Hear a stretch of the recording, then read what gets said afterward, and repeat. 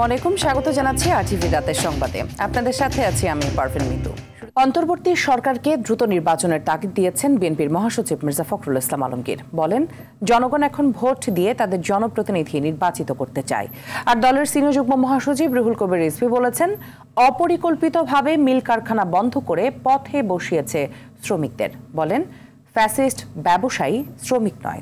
পৃথক অনুষ্ঠানে এসব কথা বলেন তারা। নাজমুল হুদার রিপোর্ট। নিজ এলাকা ঠাকুরগাঁয়ে নাগরিকদের সঙ্গে গণসংযোগ করেন বিএনপি মহাসচিব মির্জা ফখরুল ইসলাম। এ সময় সংস্কার শেষে দ্রুত নির্বাচনের দাবি করেন তিনি। বলেন, জনগণ ভোট দিয়ে তাদের প্রতিনিধি নির্বাচন করতে চায়। এছাড়া নির্বাচন দেরিতে হলে হাসিনা চলে আসার আশঙ্কাও প্রকাশ করেন বিএনপি মহাসচিব। দেরি না করে নির্বাচনটা তাড়াতাড়ি ব্যবস্থা করেন, সংস্কারগুলো শেষ করে হাসিনাকে ফেরত দাও, এখানে বিচার করা হবে। ওই যে হাজার হাজার লোককে মারছে, ছাত্রদেরকে মারছে, আয়নাঘর তৈরি করছে, আমার মা বোনদের সম্মান নষ্ট করছে, তার সব জবাব দিয়ে তাকে করতে হবে। এর আগে ঠাকুরগাঁয়ে মন্দিরের ফলক উন্মোচন অনুষ্ঠানে মির্জা ফখরুল বলেন, ধর্মীয় বিভাজনের রাজনীতি পরিহার করে মিলেমিশে থাকলে সবার জন্যই মঙ্গল।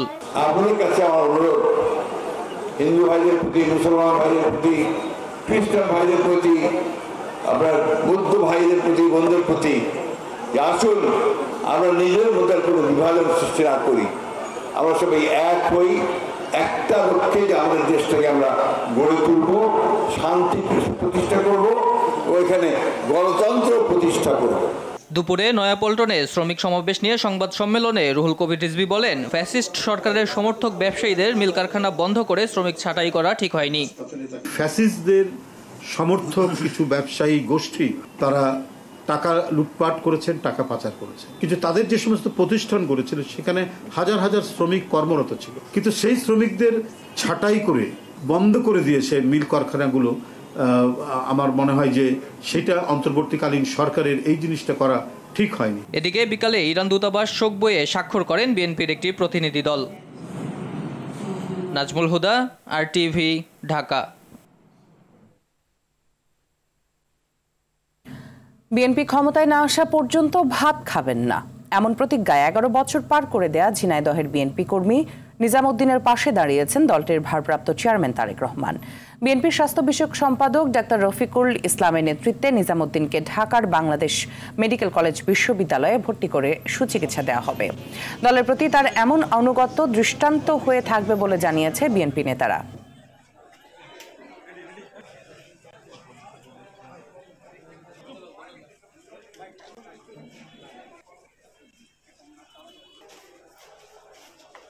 তাকে আমরা পিজি হাসপাতালে এখান থেকে স্থানান্তর করব এবং আমাদের দলের ভারপ্রাপ্ত চেয়ারম্যান আমাদেরকে সেই নির্দেশনাই দিয়েছেন যে তার তাৎক্ষণিক এখান থেকে আমরা যে ডিসিশনটা নিব সেটা যেন তাকে যদি দরকার হয় তাহলে যেন আমরা সেই হায়ার সেন্টারে যেন তাকে নিয়ে যাই এবং তার চিকিৎসার জন্য তিনি তাৎক্ষণিক কিছু সাহায্য এখানে দিয়েছেন। আমার দল যতদিন ক্ষমতা না আসে ততদিন আমি আর ভাত খাবো না।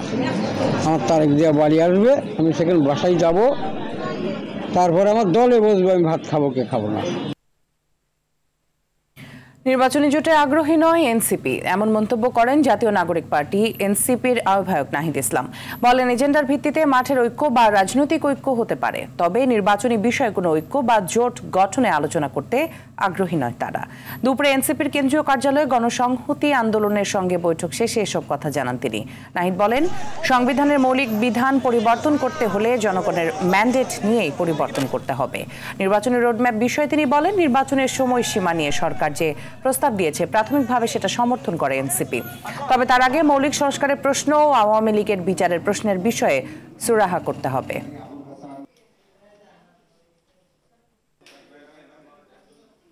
মাঠের ঐক্য হতে পারে, রাজনৈতিক ঐক্য হতে পারে, কিন্তু নির্বাচনী কোনো ধরনের ঐক্য বা জোট সে বিষয়ে আমরা এই ধরনের কোনো ধরনের আলোচনাতেও আমরা এখনো আগ্রহী না। সরকার যেই টাইম ফ্রেম প্রস্তাবনা করেছে আমরা প্রাথমিকভাবে সেটাকে সমর্থন করছি। আওয়ামী লীগকে বিচার নিশ্চিত করা সহ এবং রেজিস্ট্রেশন বাতিল, নিবন্ধন বাতিল এবং এই জুডিশিয়ারি পুরো প্রক্রিয়া চলাকালীন রাজনৈতিক কর্মকাণ্ড নিষিদ্ধের জন্য আমরা আগামী 2 তারিখ বাইতুল মোকাররমের দক্ষিণ গেটে আমরা বিক্ষোভ মিছিল করব। আওয়ামী লীগের কোনো রাজনৈতিক কার্যক্রম বাংলাদেশে চলতে পারে না বলে মন্তব্য করেছেন জাতীয় নাগরিক পার্টি এনসিপির উত্তরাঞ্চলের মুখ্য সংগঠক সার্জিস আলম। এছাড়া জেলা আওয়ামী লীগের সকল নেতাদের বিচারের আওতায় আনার দাবিও তোলেন সার্জিস আলম। বিকেলে বগুড়া এডওয়ার্ড পার্কে টিটু মিলনায়তন চত্বরে আয়োজিত সমাবেশে প্রধান অতিথির বক্তব্যে তিনি এসব কথা বলেন। এ সময় সমাবেশ স্থলে বিক্ষিপ্তভাবে সংঘর্ষে জড়িয়ে পড়ে এনসিপির নেতাকর্মীরা।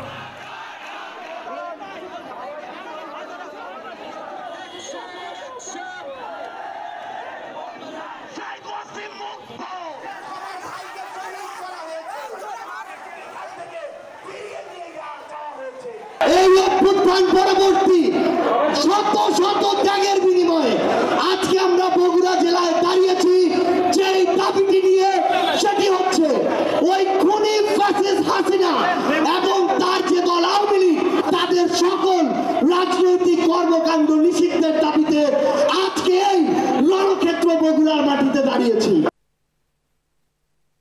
দিল্লি থেকে ফোনে পুলিশ সহ অন্যদের হুমকি দিচ্ছেন শেখ হাসিনা, এমন একটি অডিও রেকর্ডের ফরেনসিক প্রমাণ মিলেছে।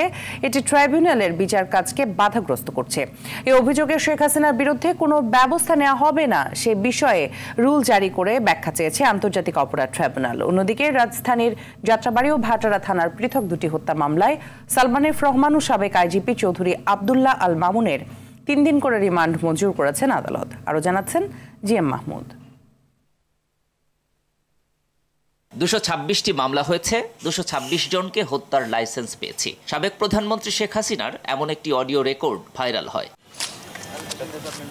প্রথমে এটি এআই জেনারেটেড মনে করা হলেও পরে বক্তব্যের ফরেনসিক প্রমাণ মেলে এবং শেখ হাসিনার এমন বক্তব্য বিচারিক কার্যক্রমকে বাধাগ্রস্ত করছে বলে অভিযোগ ওঠে। আসামি শেখ হাসিনা এবং শাকিল আহমেদ তাদের কথোপকথনের মাধ্যমে আন্তর্জাতিক অপরাধ ট্রাইব্যুনালে চলমান যে বিচার প্রক্রিয়া তার সাক্ষীদেরকে ভয়ভীতি দেখিয়েছেন, বিচার প্রক্রিয়াকে বাধাগ্রস্ত করার চেষ্টা করেছেন এবং এইখানে যে মামলাগুলো রয়েছে সেগুলোকে প্রেজুডিস করার চেষ্টা করেছেন।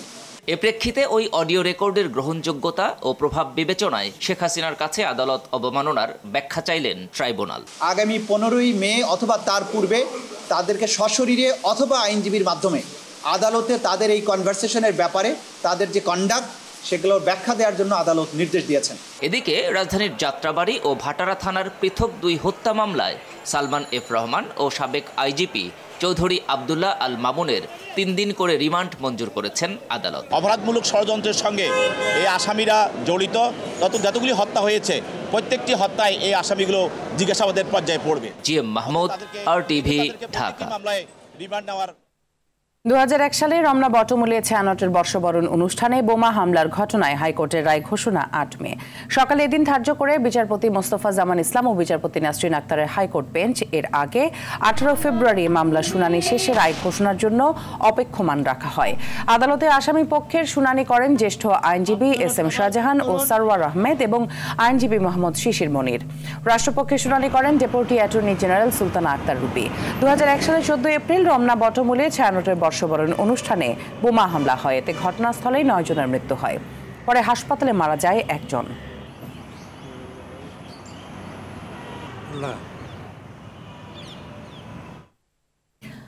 বৈশ্বিক বাস্তবতায় যুদ্ধের প্রস্তুতি না নেওয়াটা আত্মঘাতী, এমন মন্তব্য করেছেন প্রধান উপদেষ্টা ডক্টর মোহাম্মদ ইউনূস। দুপুরে বিমান বাহিনীর বার্ষিক মহড়া আকাশ বিজয় 2025-এ যোগ দিয়ে তিনি বলেন, অনেক সময় যুদ্ধের প্রস্তুতিও যুদ্ধের দিকে নিয়ে যায়। যুদ্ধকে ব্যয়বহুল উল্লেখ করে তিনি বলেন, বিগত সরকারের লুটপাটের কারণে দেশের অর্থনৈতিক অবস্থা খারাপ। বিদ্যমান অর্থনৈতিক বাস্তবতা বিবেচনায় নিয়ে কর্ম পরিকল্পনা ঠিক করতে হবে।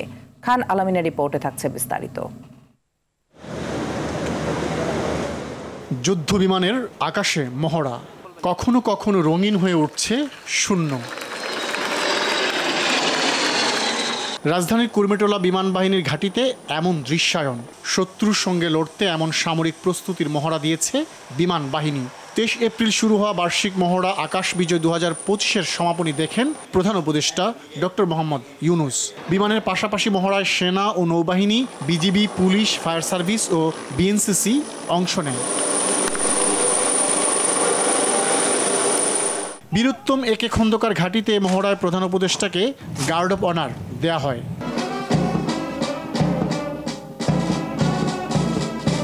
পরে দিক নির্দেশনামূলক বক্তব্যে যুদ্ধে পরাজয়ের কোনো অপশন নেই মন্তব্য করে প্রধান উপদেষ্টা বলেন, বিশ্বের কোথাও যুদ্ধ চায় না বাংলাদেশ। তবে ভারত পাকিস্তান সহ বিশ্বে যে যুদ্ধ পরিস্থিতি বিরাজ করছে তাতে নিজেদের প্রস্তুতি না নেওয়াটা আত্মঘাতী হবে। আমাদেরই কাছে ভারত পাকিস্তান যুদ্ধ হই হই অবস্থার মধ্যে রয়ে গেছে। এরকম পরিস্থিতিতে আমরা বাস করি। এই পরিস্থিতির মধ্যে প্রস্তুতি না নেওয়াটা আত্মঘাতী। আধা-আধি প্রস্তুতির কোনো জায়গা নেই। এটা এমন এক পরিস্থিতি, জয়ই তার একমাত্র অপশন। প্রস্তুতি কত উচ্চ পর্যায়ে আমরা নিতে পারি সেটার চেষ্টা আমাদের থাকতেই হবে। প্রধান উপদেষ্টা বলেন, বিগত সরকারের লুটপাটের কারণে দেশের অর্থনৈতিক অবস্থা খারাপ। এটি মেনেই পরিস্থিতি বিবেচনায় কর্মপরিকল্পনা ঠিক করছে সরকার। আর আমাদের অর্থনীতি এমন দুর্বল অবস্থায় আছি, এমনিতেই বাংলাদেশ মজবুত অর্থনীতি হয়ে গড়ে উঠতে পারেনি। তার মধ্যে বিগত সরকারের যথেচ্ছাচারের কারণে যা ছিল তাও লুটপাট হয়ে গেছে। এই পরিস্থিতিতে আমাদের সামগ্রিক স্ট্র্যাটেজি ঠিক করতে হবে। স্বাধীনতা ও সার্বভৌমত্বের যে কোনো চ্যালেঞ্জ মোকাবেলায় উপযোগী বিমান বাহিনী গড়ে তোলার প্রত্যয় ডক্টর ইউনূসের। খান আলামিন, RTV, ঢাকা। ভারত পাকিস্তান প্রসঙ্গ। 36 ঘন্টার মধ্যে ভারত পাকিস্তানে হামলা চালাতে পারে। পাকিস্তানের তথ্যমন্ত্রীর এই আশঙ্কার পর LOCর কাছাকাছি এলাকায় ভারতের রাফায়েল যুদ্ধবিমান টহল দিয়েছে বলে দাবি করেছে পাকিস্তান। এ সময় পাকিস্তান বিমান বাহিনীর পাল্টা পদক্ষেপের কারণে ভারতের যুদ্ধবিমানগুলো পিছু হটতে বাধ্য হয় বলে দাবি করে দেশটি। আর ভারতীয় গণমাধ্যম বলছে, যুদ্ধবিরতি লঙ্ঘন করে লাইন অফ কন্ট্রোলে প্রথমে গুলিবর্ষণ করেছে পাকিস্তান, এরপর ভারতও পাল্টা গুলি চালায়। ইতোমধ্যে মন্ত্রিসভার নিরাপত্তা বিষয়ক কমিটি CCS এর সঙ্গে আলোচনায় বসেছেন ভারতের প্রধানমন্ত্রী নরেন্দ্র মোদী। আরও জানাচ্ছেন ইমতিয়াজ আহমেদ। শেষ পর্যন্ত কি আরও একটি যুদ্ধের মুখোমুখি হতে চলেছে বিশ্ব? লাইন অফ কন্ট্রোলে টানা ষষ্ঠবারের মতো একে অপরের বিপক্ষে গোলাগুলিতে লিপ্ত হয়েছে দুই পারমাণবিক শক্তিধর দেশ ভারত ও পাকিস্তান। মঙ্গলবার রাতে নিয়ন্ত্রণ রেখার নওশেরা, সুন্দরবানি এবং আখনুর সেক্টরে গোলাগুলির এ ঘটনা ঘটে। ভারতীয় গণমাধ্যম NDTVর খবরে বলা হয়, বিনা উস্কানিতে যুদ্ধবিরতি লঙ্ঘন করে লাইন অফ কন্ট্রোলে প্রথমে গুলিবর্ষণ করে পাকিস্তান, এরপর পাল্টা গুলি চালায় ভারতীয় সেনাবাহিনী। ভারতীয় সংবাদ মাধ্যমগুলো বলছে, কাশ্মীরের পেহেলগামে বন্দুক হামলার জবাব দিতে সামরিক অভিযানের বিষয়ে সবুজ সংকেত দিয়েছেন ভারতের প্রধানমন্ত্রী নরেন্দ্র মোদী। নিজ দেশের সশস্ত্র বাহিনীকে সামরিক অভিযানের বিষয়ে পূর্ণ স্বাধীনতা দিয়েছেন তিনি। এ বিষয়ে আজ মন্ত্রিসভার নিরাপত্তা বিষয়ক কমিটি CCS এর সঙ্গে আবারও আলোচনায় বসেছেন তিনি। এদিকে আগামী কয়েক ঘন্টার মধ্যে পাকিস্তানে ভারত সম্ভাব্য সামরিক হামলা চালাতে পারে বলে সতর্ক করেছে ইসলামাবাদ। পাকিস্তানের তথ্য ও সম্প্রচার মন্ত্রী আতাউল্লাহ তারার জানান, ইসলামাবাদের কাছে বিশ্বাসযোগ্য গোয়েন্দা তথ্য আছে যে ভারত আগামী কয়েক ঘন্টার মধ্যে পাকিস্তানে সামরিক হামলা চালানোর পরিকল্পনা করছে। তাই এ বিষয়ে যথাযথ জবাব দিতে নিজ দেশের সেনাবাহিনীকে সর্বোচ্চ সতর্ক থাকার পরামর্শ দিয়েছেন তিনি। ইমতিয়াজ আহমেদ, RTV। শুধু প্রস্তাবনা নয়, নারী বিষয়ক সংস্কার কমিশন বাতিল করে নতুন কমিশন গঠনের দাবি জানালো ইসলামী দলগুলো। দ্রুততম সময়ে বাতিল না করলে আন্দোলনে নামার হুঁশিয়ারি দিয়েছেন জামায়াতের আমির। আর নারী সংস্কার প্রস্তাবকে ফ্যাসিবাদীদের ঘোলা পানিতে মাছ শিকারের ষড়যন্ত্র বলে অভিহিত করেছেন চরমোনাই পীর। অরণ্য গফুরের রিপোর্ট। 19 এপ্রিল ডক্টর ইউনূসের কাছে প্রস্তাবনা জমা দেয় নারী সংস্কার কমিশন। এতে বিয়ে, তালাক, উত্তরাধিকার সহ ইসলাম পরিপন্থী বিভিন্ন প্রস্তাব থাকায় তীব্র বিরোধিতায় নামে ইসলামী দল ও সংগঠনগুলো। তারই ধারাবাহিকতায় রাজধানীর ডিপ্লোমা ইঞ্জিনিয়ার্সে জাতীয় ওলামা মাশায়েখ আইম্মা পরিষদ আয়োজন করে নারী বিষয়ক সংস্কার কমিশনের ইসলাম ফোবিয়া আমাদের করণীয় শীর্ষক সেমিনার। এতে আলেম ওলামা ছাড়াও যোগ দেয় বেশ কয়েকটি দলের শীর্ষ নেতারা। এ প্রস্তাবনাকে নারীর কাঁধে বন্দুক রেখে ইসলামকে ঘায়েল করার চক্রান্ত বলে মন্তব্য করেন তারা। বিভিন্ন ফাঁদে পড়ে একটা খারাপ পেশায় গিয়েছেন, আমরা তাদেরকে সেই পেশা থেকে ফিরিয়ে আনতে চাই, পুনর্বাসন করতে চাই। আপনারা তাদেরকে পেশা হিসাবে স্বীকৃতি দিয়ে নারীর অবমাননা করেছেন। আল্লাহর কোরআনের বিরুদ্ধে এমন কটাক্ষপূর্ণ, এমন অবমাননাপূর্ণ কোন প্রস্তাবনা ফ্যাসিবাদী স্বৈরাচারী শেখ হাসিনা ভারতের লেসপেন্সারও কোনোদিন করতে পারে নাই। 5ই আগস্টের বিপ্লবের রক্তের উপর বসে এই প্রস্তাবনার এক চুল পরিমাণ যদি বাস্তবায়ন করতে হয় আমাদের লাশের উপর দিয়ে করতে হবে, আমাদের রক্তের উপর দিয়ে করতে হবে। ধর্মীয় জ্ঞানহীনতার পাশাপাশি নারী সংস্কার কমিশনের গবেষণাতেও মৌলিক ত্রুটি ও স্ববিরোধিতা আছে বলে জানান ডাক্তার শফিকুর রহমান। আহ্বান জানান নারীর ন্যায্য অধিকার প্রতিষ্ঠার। কমিশন এই জাতির চিন্তা চেতনা, তাহজিব, তামাদ্দুন এবং বিশেষভাবে আল্লাহ তাআলার আইনের বিরুদ্ধে অবস্থান নেওয়ার কারণে তারা প্রত্যাখ্যাত বলে আমরা ঘোষণা করছি। আমাদের সাফ কথা, এটা মানব না আমরা। এর জন্য কোনো আন্দোলনেও আমরা যেতে চাই না, কিন্তু যদি আমাদেরকে বাধ্য করা হয় অবশ্যই আমরা আন্দোলন হয়ে যাব। জনগণের মুখোমুখি হতে না চাইলে সংখ্যাগরিষ্ঠ মানুষের মতামতের ভিত্তিতে নতুন নারী নীতি করার আহ্বান জানান ইসলামী নেতারা। আমাদেরকে রাস্তায় নামিয়ে আপনাদের মুখোমুখি দাঁড় করে ওই ফ্যাসিস্ট এবং ঘাপটি মারা শত্রুরা যেন সুযোগ না নিতে পারে। অরণ্য গফুর, RTV, ঢাকা। গাবতলী গরুর হাটের ইজারা প্রক্রিয়ায় ভয়াবহ অনিয়ম উঠে এসেছে দুদকের অনুসন্ধানে। দুপুরে সংস্থাটির উপপরিচালকের নেতৃত্বে অভিযান শেষে এ তথ্য জানানো হয়। ডিএনসিসি প্রশাসক অসঙ্গতির কথা স্বীকার করে বিষয়টি খতিয়ে দেখতে কমিটি গঠনের কথা জানান। মাইদুর রহমান রুবেলের আরেকটি রিপোর্ট। কুরবানির ঈদকে সামনে রেখে স্থায়ী ও অস্থায়ী পশুর হাট ইজারা দেওয়ার প্রক্রিয়া শুরু করে ঢাকা উত্তর সিটি কর্পোরেশন। ইজারা প্রক্রিয়ায় অনিয়ম থাকায় নির্দিষ্ট সময়ে গাবতলী পশুর হাট হস্তান্তর করতে পারেনি সিটি কর্পোরেশন। পাশাপাশি হাসিল আদায়ের উদ্যোগ নেয় সংস্থাটি। কাঙ্ক্ষিত রাজস্ব আদায়ে শঙ্কা ও অনিয়মের বিষয়টি খতিয়ে দেখতে ডিএনসিসি কার্যালয়ে অভিযান চালায় দুর্নীতি দমন কমিশন। 2 ঘণ্টাব্যাপী দরপত্র আহ্বান প্রক্রিয়ার নথিপত্র যাচাই বাছাই শেষে দুদক জানায় ত্রুটিপূর্ণ ইজারা প্রক্রিয়ার কথা। কে বা কারা দায়ী বিষয়টি খতিয়ে দেখা হচ্ছে বলেও জানান দুদকের এই উপপরিচালক। রেকর্ডপত্র আমরা নিছি আজকে, রেকর্ডপত্র এখন এটা পর্যালোচনা করব, দেন এটা আসলে বের হয়ে আসবে যে এই ক্ষেত্রে কে কে জড়িত বা কে কে আছে বা কি মানে কি হয়েছে এক্স্যাক্টলি কে দেয় সেটা আমরা রেকর্ডপত্র পর্যালোচনা ছাড়া হবে না। রেকর্ডপত্র পর্যালোচনা করব, দেন কমিশনের কাছে রিপোর্ট দেব, কমিশন দেন। অনিয়মের দায় স্বীকার করে ডিএনসিসি প্রশাসক মোহাম্মদ এজাজ জানান প্রক্রিয়াগত ত্রুটির কারণে ইজারা বাতিল করা হয়েছে। হাসিল আদায়ে নেওয়া হয়েছে নিজস্ব উদ্যোগ। আমরা ইনভেস্টিগেট করে দেখেছি যে ওয়েবসাইটে এটা দেওয়ার জন্য পাঠানো হয়েছিল, তো সুতরাং এটা রিসিভ হয়েছে কিনা, বাকি প্রসেস কি, যারা এটার সাথে ডিউ ডিলিজেন্সে জড়িত ছিলেন তাদেরকে আমি বলেছি এগুলোকে তাদেরকে জিজ্ঞাসাবাদ করার জন্য। আমাদের ম্যানুয়াল অনুযায়ী আমাদের কমিটিতেও অ্যাকর্ডিংলি অ্যাক্ট করেছে। এখন এই অ্যাক্ট করতে কোনো গাফিলতি হয়েছে কিনা বুঝতে পেরেছেন বিষয়টা, না এই 2 দফতরের মধ্যে কমিউনিকেশনের কোনো গ্যাপ হয়েছে, সেটা ইনভেস্টিগেশনে বেরিয়ে আসবে। অনিয়মের বিষয়টি উদ্ঘাটনে কমিটি গঠন করার কথাও জানান তিনি। ইন্ডিপেন্ডেন্ট একটা ইনভেস্টিগেশন আমরা কমিটি করছি। মাইদুর রহমান রুবেল, RTV, ঢাকা। দেশের অন্যতম বিজ্ঞাপনী সংস্থা এশিয়াটিক মার্কেটিং কমিউনিকেশনস লিমিটেডের সব ব্যাংক ও নন ব্যাংক আর্থিক প্রতিষ্ঠানের হিসাব স্থগিত করার ঘটনায় উদ্বেগ জানিয়েছে টেলিভিশন মালিকদের সংগঠন association of television channel owners অ্যাটকো। সকালে সংগঠনটির নির্বাহী পরিষদের জরুরি সভায় উদ্বেগ জানানো হয়। পরে সংগঠনের সভাপতি অঞ্জন চৌধুরী স্বাক্ষরিত সংবাদ বিজ্ঞপ্তিতে বলা হয়, সম্প্রতি এশিয়াটিক গ্রুপের প্রাতিষ্ঠানিক ব্যাংক অ্যাকাউন্ট স্থগিতের কারণে দেশের সব টেলিভিশন চ্যানেল আর্থিকভাবে ক্ষতিগ্রস্ত হচ্ছে। বিষয়টি নিয়ে অ্যাটকো গভীর উদ্বেগ প্রকাশ করেছে। দ্রুততম সময়ে বিষয়টি সমাধানে সরকারের হস্তক্ষেপ কামনা করেন তারা। পদ্মা সেতুতে নিরবিচ্ছিন্নভাবে চলাচলের জন্য অত্যাধুনিক ইলেকট্রনিক টোল সংগ্রহের দায়িত্ব পেয়েছে মোবাইল আর্থিক সেবা নগদ। এতে গতানুগতিক পদ্ধতিতে লাইন ধরে টাকা দিয়ে টোল পরিশোধের দিন শেষ হবে। এই বিষয়ে বাংলাদেশ সেতু কর্তৃপক্ষের সঙ্গে একটি চুক্তি স্বাক্ষর করেছে ডাক বিভাগের মোবাইল আর্থিক সেবা নগদ। চুক্তির আওতায় ইলেকট্রনিক পদ্ধতিতে RFID প্রযুক্তির মাধ্যমে স্বল্প সময়ের ভিতর টোল আদায়ের কার্যক্রম শুরু হবে। ফলে টোল প্লাজায় না থেমে নগদের মাধ্যমে স্বয়ংক্রিয়ভাবে যানবাহনের টোল পরিশোধ করতে পারবেন গাড়ি চালকরা। এসব অনুষ্ঠানে উপস্থিত ছিলেন সেতু বিভাগের সচিব এবং বাংলাদেশ সেতু কর্তৃপক্ষের নির্বাহী পরিচালক মোহাম্মদ আব্দুর রউফ, নগদের প্রশাসক মোহাম্মদ মোতাসিম বিল্লাহ সহ সংশ্লিষ্ট প্রতিষ্ঠানের শীর্ষ কর্মকর্তারা। চট্টগ্রাম টেস্টের সব আলো কেড়ে নিয়ে বাংলাদেশকে দারুণ জয় এনে দিলেন মেহেদী হাসান মিরাজ। ব্যাট হাতে টেস্টে 2000 রানের মাইল ফলক স্পর্শ করা দিনে বল হাতেও জাদু দেখিয়েছেন। দিন শেষে নিজের পারফরমেন্স ও জয় নিয়ে সন্তুষ্ট এই অলরাউন্ডার। চট্টগ্রাম থেকে রাফি আমিনের রিপোর্ট। মাত্র 3 দিনেই জিম্বাবুয়ে ধরাশায়ী টাইগারদের হাতে। প্রথম ইনিংসে বাংলাদেশের 217 রানের লিডের জবাবে সফরকারীরা গুটিয়ে যায় 111 রানে, যেখানে মিরাজ একাই তোলেন 5 উইকেট।